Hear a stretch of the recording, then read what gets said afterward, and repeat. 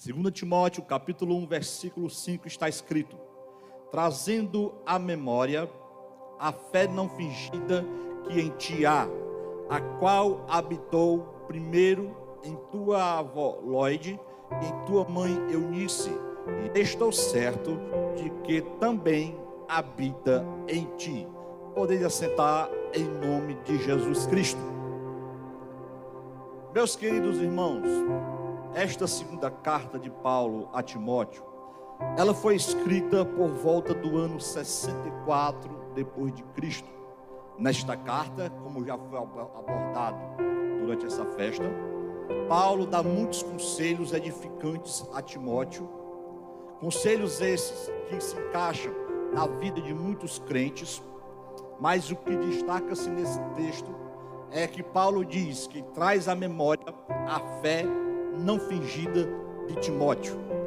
Fé não fingida, ela tem sua raiz na palavra grega anupócritos, que significa fé genuína, fé sem máscaras, fé sem fingimento, sem hipocrisia. E eu louvo a Deus, meu irmão, porque nessa noite, assim como nas outras noites, nós temos aprendido a respeito desta fé. E uma palavrinha que me chama a atenção aqui nesse versículo também, e foi até mencionada aqui pelo pastor Valdir Júnior aqui, é sobre a palavra habitar. Eu também meditei nesse texto, pastor, e fiquei muito feliz quando Deus me usou nessa manhã, porque habitar não é fazer visita, habitar é fazer uma morada fixa. O congresso vai passar, mas a fé tem que continuar. Se eu for na sua casa, eu não vou habitar, eu vou apenas visitar. Mas a fé é diferente, ela não pode ficar em nós somente em 3 dias de congresso, aonde a gente chora, pula, grita, as mulheres borram a maquiagem e depois vai embora e se acaba. Não, porque se tudo se resumir apenas aqui dentro do templo, nós não estamos fazendo nada. Mas essa fé que habita em Timóteo, que habita em mim, que habita em você, ela nos acompanha no trabalho, na escola, na faculdade, aonde a gente for. Essa fé não fingida precisa nos acompanhar para a glória de Deus. A Bíblia diz: e esta é a vitória que vence o mundo, a nossa fé. Eu não vou pregar sobre Timóteo, mas não vou deixar de falar de fé. Não se preocupe, que o Espírito Santo é quem está na direção desse trabalho. E quais são, irmãos, os efeitos que essa fé que foi abordada faz em nossa vida? Primeiro, se você quiser, puder anotar, se não puder, grave bem. A fé não fingida, ela vê o que o olho carnal não pode enxergar. A fé não fingida, ela vê o que o olho carnal não pode enxergar. Espiritualmente falando, nós vemos aquilo que Deus vai fazer, mesmo antes de acontecer. Isso é enxergar pelos olhos ver pelos olhos da fé. Enxergar com o olho carnal é apenas a visão que nós temos de contemplar a luz do dia. Você está me vendo, eu estou lhe vendo, simplesmente é isso. Mas o crente é diferente. Paulo disse: as coisas que o olho não viu e o ouvido não ouviu e não subiram ao coração do homem, é aquilo que Deus preparou para aqueles que o amam. Se nessa noite você crer, você vai contemplar pela fé aquilo que Deus está fazendo na minha e na tua vida. Porque Paulo também diz: nós não andamos por fé, nós não andamos por vista, nós andamos por fé. O crente nessa caminhada espiritual, ele vive pela fé. A Bíblia Sagrada diz: o justo viverá pela fé, e se ele recuar, a minha alma não tem prazer nele. Nós não somos daqueles que recuam, mas daqueles que creem para a conservação da nossa alma. Louvado seja o nome do Senhor. A Bíblia Sagrada diz, meu irmão, no livro de João, após Jesus ressuscitar, ele apareceu aos seus discípulos, mostrou as marcas da mão, mostrou as marcas do lado, e a Bíblia diz que os discípulos se alegraram, mas estava faltando um crente naquela reunião, estava faltando Tomé. E os discípulos, quando encontraram Tomé, disseram assim: olha, Tomé, nós vimos o Senhor. Aí Tomé disse o quê? Se eu não ver as marcas na mão dele, se eu não ver as marcas no lado, se eu não tocar, olha só, o nível da incredulidade de Tomé era tão grande que ele não se conformava somente em ver, ele queria tocar. Os outros viram e se alegraram, irmão Manuel, mas Tomé queria ver, mas queria tocar, para poder acreditar. 8 dias depois, Jesus apareceu de novo, eles estavam lá trancadinhos ainda. Quem foi a primeira pessoa que Jesus procurou? Tomé. Jesus sabia que ele não estava crendo. Tomé, vem cá, bota a mão aqui, Tomé, pega aqui, Tomé, do meu lado. Tomé, não seja incrédulo, mas crente. Aí Tomé disse assim: Senhor meu e Deus meu. Tomé, tu só está crente porque tu tocou. Se tu não tivesse visto, se tu não tivesse tocado, tu não acreditava. Aí tu vem com esse negócio de dizer Senhor meu e Deus meu. Meu irmão, você não precisa ver para crer, você tem que crer para poder ver. Ou a tua fé é só baseada naquilo que Deus faz. Se a porta está aberta, Deus é teu Senhor, e se estiver fechada, Ele não é. Se a geladeira está cheia, Deus é teu Deus. Mas se a geladeira estiver vazia, Ele não é teu Senhor. Tem até um hino que diz assim, ó: se Deus fizer, Ele é Deus. Se Deus fizer, continua sendo Deus. Se a porta abrir, Ele é Deus. Se fechar, continua sendo Deus. Se a enfermidade vier, Ele é Deus. Mas se você morrer, irmão, Ele continua sendo Deus, independente da situação, da circunstância. Ele é o nosso Deus, Ele é o nosso Senhor. Se tiver algum espírito de Tomé querendo tomar a tua mente nessa noite, que seja repreendida. Você tem que crer nele, independente da situação, vendo ou não. Você tem que acreditar que Ele é o teu Deus, Ele é o teu Senhor. Nós não andamos por vista, nós andamos por fé. Aleluia! A fé é o firme fundamento das coisas que se esperam e a certeza daquilo que não se vê. Meus queridos e amados irmãos, deixa eu dizer uma coisa para você. Esse tema se encaixou muito bem na época em que estamos vivendo, época de frieza espiritual, onde o amor de muitos tem esfriado. E lógico, se o amor esfria, a fé também vai junto. Mas nessa noite nós não queremos que esse texto de que o amor está esfriando venha se cumprir em nossa vida, não. O apóstolo Paulo disse aos romanos: não sejais vagarosos no cuidado, mas sejam fervorosos no espírito, servindo ao Senhor. Deus quer de você fervor, Deus quer de você fé, porque sem fé é impossível agradar a Deus. Aleluia! A fé que vê o que o olho carnal não pode enxergar. A Bíblia diz que Moisés, pela fé, recusou ser chamado filho da filha de Faraó, preferiu ser maltratado com o povo de Deus do que por um pouco de tempo ter o gozo do pecado. Tinha por maiores riquezas os vitupérios de Cristo do que os tesouros do Egito, porque tinha em vista a recompensa. Pela fé não temeu a ira do rei, porque ficou firme como vendo o invisível. Aleluia! Se você não sair daqui acreditando, meu irmão, depois desse congresso vai ser feito o apelo. Mas nessa noite eu quero dizer para você uma noite: você e eu precisamos de uma fé fingida, da qual Timóteo tinha, da qual este homem chamado Moisés tinha. E que fé é essa? É fé que renuncia o gozo do pecado, que é passageiro, fé que diz não para o pecado, fé que foge dos desejos da mocidade, fé que foge das tentações de Satanás, fé que diz sim para Deus e não para o mundo, fé que renuncia os prazeres do pecado, fé que renuncia os desejos da carne, as propostas do diabo, os manjares do rei, e que não se curva diante desse mundo pecaminoso. Meu camarada deixou o palácio para viver no meio do deserto. Camarada tinha tudo à sua disposição para sofrer com o povo de Deus no deserto. Isso é fé que renuncia. Que fé é essa, irmão Marcos? É uma fé que valoriza mais os tesouros do céu do que os tesouros da terra. Moisés tinha tudo de bom e do melhor, e foi passar a necessidade com o povo reclamão lá no deserto. Moisés comia do bom e do melhor, e agora ele tem que comer maná no deserto. Moisés tinha muitos servos à sua disposição, e agora tinha que servir a um povo rebelde, sofrer com o povo de Deus. Mas sabe por quê?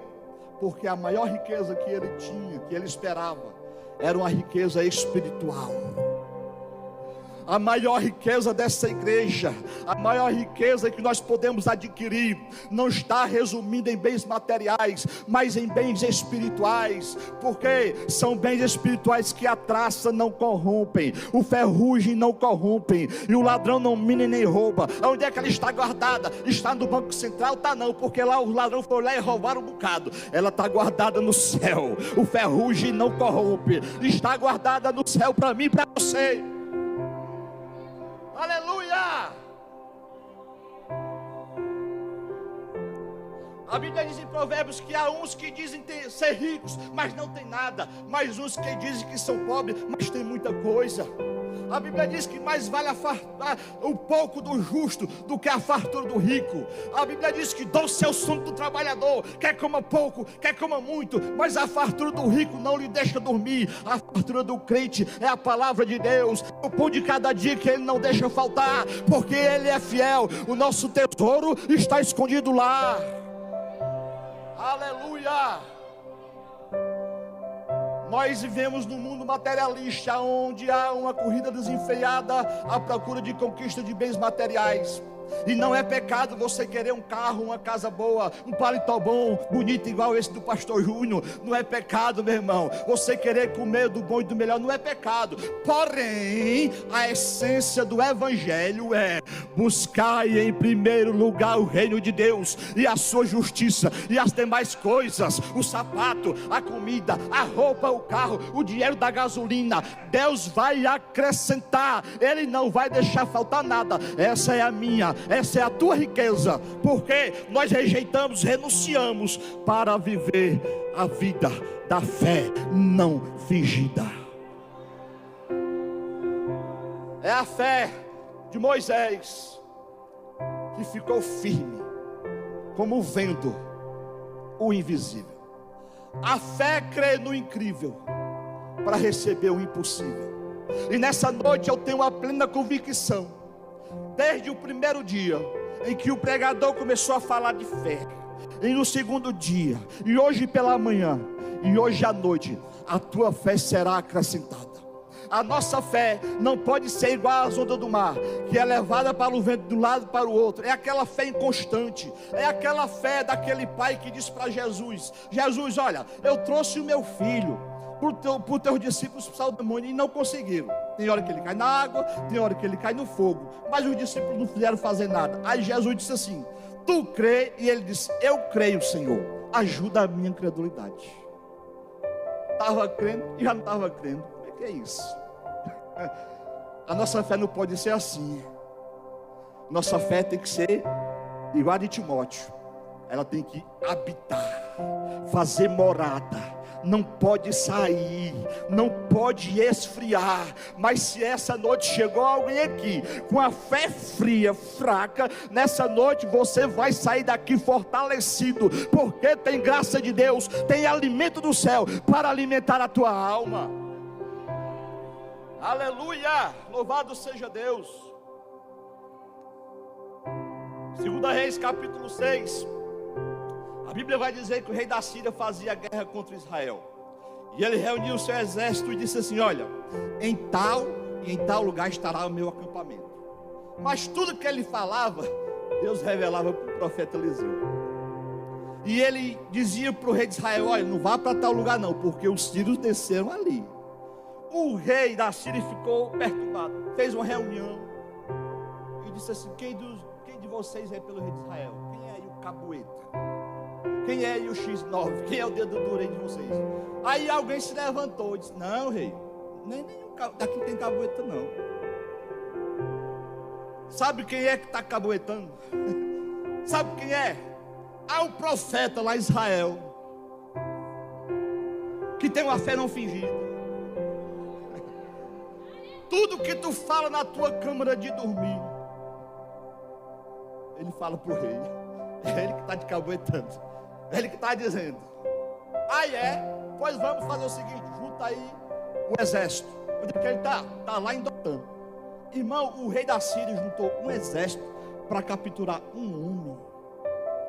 Irmão, um crente com uma fé não fingida é uma ameaça para qualquer exército dessa terra. Há uma história aí que diz que a primeira ministra da Inglaterra, Margaret Thatcher, acho que é assim que pronuncia, ela disse que tem mais medo de um crente de joelho do que um exército apontado para ela. Aonde é que esse homem está? Está lá em Dotã, vamos buscar ele. Lá vai o exército.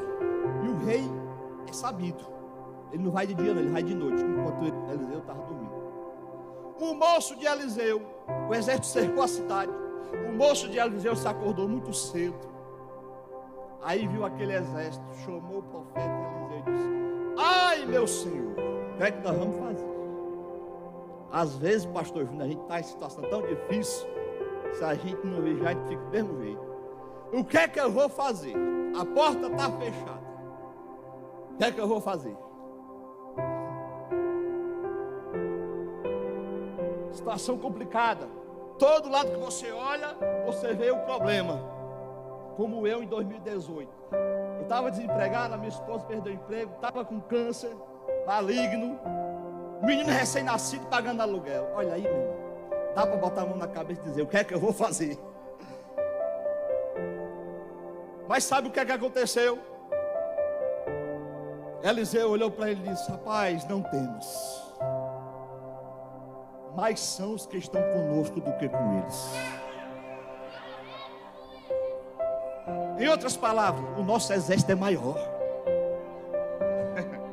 Senhor, abre aí os olhos desse moço para que ele veja. Fez uma oraçãozinha curta, não precisou enfeitar.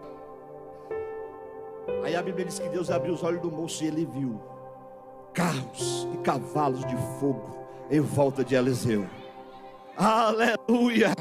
Não precisa enfeitar a oração para ver Deus agir. Basta pedir com fé, basta ter fé não fingida. Meu irmão, se você está cercado de problema, moço e rapaz, Deus vai abrir os teus olhos espirituais e você vai ver a providência de Deus nesse problema que você está passando. Aleluia, Deus está procurando homens e mulheres com fé não fingida, que orem e Deus abra o céu para você contemplar pela fé aquilo que Ele vai fazer na tua vida. Aleluia. Mas a nossa fé precisa ser exercitada. É muito fácil dizer que tem fé quando tudo está bem. É muito fácil ter fé, dizer que tem fé quando está com saúde, quando o vento está soprando a favor. Mas quando o vento está soprando ao contrário, aí os discípulos correm logo para Jesus. Jesus está vendo que vai morrer. Jesus disse: homem de pequena fé.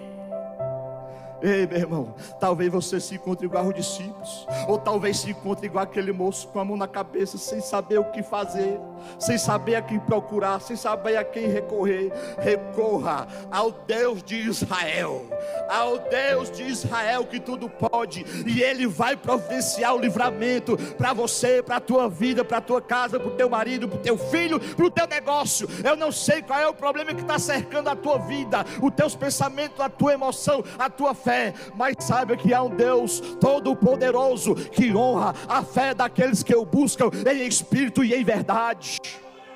Aleluia, louvado seja o nome do Senhor. Abre, Senhor, abre os nossos olhos para a gente contemplar as tuas maravilhas nesta noite. Aleluia. Segundo lugar, a fé não fingida, ela faz o que a força do braço não pode fazer. A fé não fingida, ela faz o que a força do braço não pode fazer. Você pode até pedir ajuda a alguém importante, alguém que tem dinheiro, mas às vezes, meu irmão, não resolve não. A força do braço, do conhecimento, do poder aquisitivo, intelectual, seja lá de onde for, se for humano, tem hora que a força do braço não faz nada, mas a força da fé não fingida faz o milagre acontecer. Aleluia. A Bíblia diz que as armas da nossa milícia não são carnais, mas sim poderosas em Deus. Para quê? para a destruição das fortalezas. E Paulo também vai dizer que a nossa luta não é contra a carne, não é contra o sangue, mas contra os principados, contra as potestades. A nossa luta, ela é espiritual. Há momentos que você pode até falar bem, há momentos que você tem até poder de influência, de convencer, mas não vai resolver. Talvez você tenha procurado em alguém a ajuda, mas a força do braço não está lhe ajudando.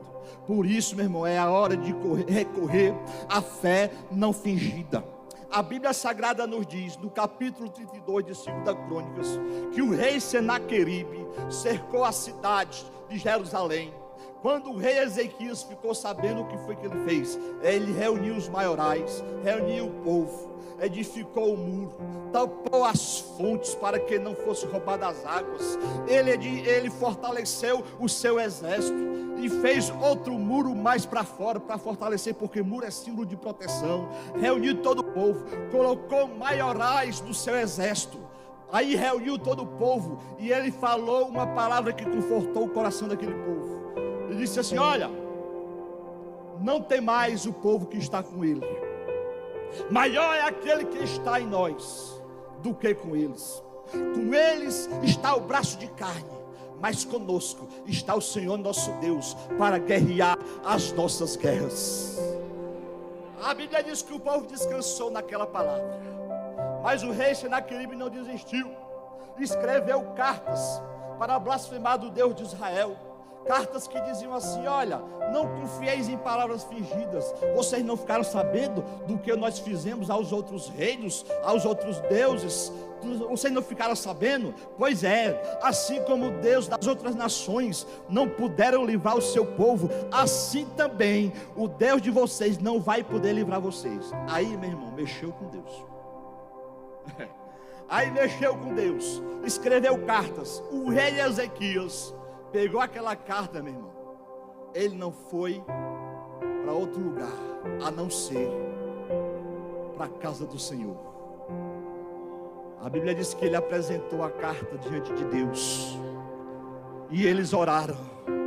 Aleluia. Você tem feito isso quando você está sendo afrontado? Você tem corrido para a casa do Senhor, ou para os pés do Senhor em joelho? Você tem apresentado em oração, ou você está tentando resolver pela força do braço? Porque quando a gente tenta resolver pela força do braço, Deus diz: então vai, meu filho, até para ver se dá certo. Aí a gente atrapalha o que Deus quer fazer. Mas quando você faz igual o rei Ezequias, chamou o profeta Isaías e foram apresentar diante de Deus, sabe o que é que aconteceu? Você já sabe, meu irmão. Deus mandou um anjo lá no arraial dos assírios e matou 185 mil. E aí Deus não mandou querubim, Deus não mandou serafim, Deus não mandou arcanjo, Deus mandou uma classe menos elevada do seu reino celestial. Foi só um anjo, e foi uma bagaceira grande no exército assírio. Imagina o que Deus manda fazer se ele mandar uma miríade de anjos para operar a favor daqueles que hão de herdar a salvação. Aleluia! Só um anjo fez um estrago grande, meu. Vou dizer aqui no meu linguajar, foi o anjo mais fraquinho, viu? Foi o mais fraquinho, pastor Pedro. Imagine se ele mandasse um daqueles zangado com uma espada. Foi o mais fraquinho porque o rei Senaqueribe ainda escapou lá. Mas quando ele chegou em casa, o filho dele, toma espada, morreu. Não vai sobrar ninguém, porque a vitória que Deus vai fazer na minha e na tua vida vai ser completa. Não tente resolver pela força do braço, deixa que o papai resolve. Eu tinha um cunhado bonequeiro. Era mais torto do que carreira de pato, desmantelado, meu irmão. Vinha batendo na minha irmã. Eu era adolescente, era muito pequeno, não podia fazer nada. Mas um dia ele estava indo para a casa dele. Uma vez ele entrou lá em casa para tentar matar meu pai. Estou dizendo que era nossa. E o que é que aconteceu? Pouco dia depois, ele estava indo para casa, teve uma trombose e morreu. Depois disso, que ele morreu, foi que a minha mãe foi me dizer que ele tinha ameaçado ela de morte. A minha mãe tinha osteoporose, não podia orar de joelho. Mas muitas vezes na madrugada eu acordava e ela estava sentadinha buscando ao Senhor. Não mexa com crente que ora. Não mexa com crente que vem para o orvalho da manhã. Não mexa com crente que vem para a semana de vida no altar. Não mexa com crente que vem para a oração. Não mexa, porque se você mexer, meu irmão, está mexendo com a menina dos olhos de Deus. Está comprando briga, vai estar combatendo contra Deus. E se for preciso, Ele mata e faz descer a sepultura. E é operando Ele quem ninguém impedirá. Aleluia, esse é o Deus que nós servimos, que Ele faz o que a força do braço não pode fazer. Aleluia, eu sinto Deus nessa casa desde o primeiro dia desse congresso. É por isso que a nossa fé não se resumir em apenas 3 dias de festa, mas deve continuar na nossa jornada, é dirigindo, é pedalando, é fazendo caminhada. Aleluia, louvado seja o nome do Senhor. Eu tenho certeza que a sua fé está sendo edificada. Não se preocupe se a lágrima escorrer e borrar tua maquiagem e derreter essa lama preta que tem nos olhos aí. Chora, se quebranta, não tenha problema. Paulo disse para Timóteo: eu me lembro, Timóteo, das tuas lágrimas para me encher de gozo. Aleluia, oh glória a Deus. Antigamente a gente andava com lenço, não era, pastor Luizinho? Antigamente a gente andava com harpa. O pastor tem lenço aqui, ó. Escapou, só o pastor que escapou, trouxe o lenço dele. Mas se você não trouxe o lenço, meu irmão, enxuga com o cantinho do dedo, com esse lençozinho que você trouxe, ou com a ponta da gravata. Mas deixa Deus falar com você. Não endureça o teu coração. Deus quer te dar vitória. Deus quer acrescentar a tua fé. Aleluia.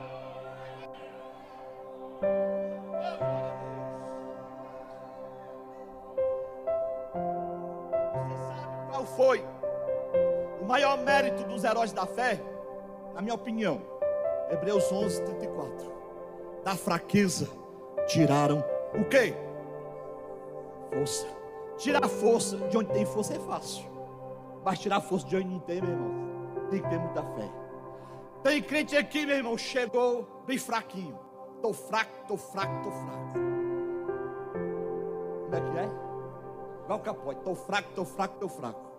Mas a receita nessa noite é bem simplesinha. A Bíblia diz que Abraão foi fortificado na fé, fazendo o quê? Dando glória a Deus. Se você entende isso, comece a abrir a sua boca, comece a mandar glória para cima, para a sua fé ser renovada, edificada. Aleluia! Mas irmão Marcos, para que tanto grito? Para que tanto barulho? Tu fala assim, meu irmão, mas quando o Brasil fazia gol, tu gritava, tu até chorava, tu até chorou quando o Brasil perdeu. Mas quando chega na igreja, fica com o coração duro, endurecido, petrificado. E tem crente, pastor, que é tão ruim para chorar, que quando vai cortar a cebola, quem chora é a cebola.